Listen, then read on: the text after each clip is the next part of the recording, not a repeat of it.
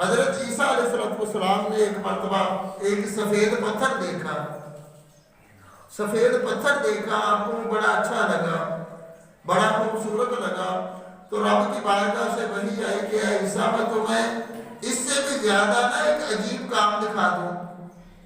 سفید پتھر دیکھ کر حیران ہو رہے ہو، رب کی بارگاہ سے صدا آتی ہے کہ اے عیسیٰ میں تمہیں اس سے بھی عجیب و غریب معاملہ نہ دکھا دوں؟ تو عیسیٰ علیہ السلام عرض کرتے ہیں کہ مالک و مولا ضرور میں دیکھنا چاہتا ہوں۔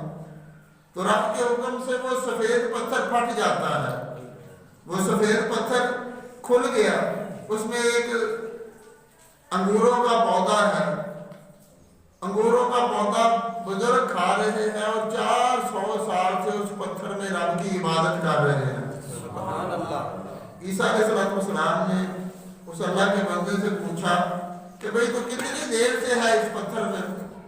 وہ کہتے ہیں کہ میں 400 سال سے یہاں رب کی عبادت کر رہا ہوں اس پتھر میں۔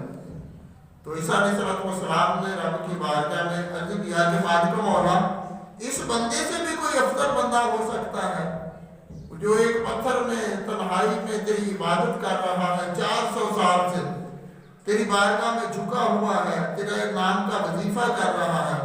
تو رب کی بارگاہ سے آواز آتی ہے کہ اے عیسیٰ یہ تو کچھ بھی نہیں، میرے محبوب کی امت اگر شعبان کی 15 تاریخ کو 2 نفل پڑے گی تو میں انہیں اس کی 400 سال کی عبادت سے بھی زیادہ ثواب عطا کر دوں۔ سبحان اللہ۔ کہ 400 سال کی عبادت سے بھی زیادہ ثواب عطا کر دوں گا۔ تو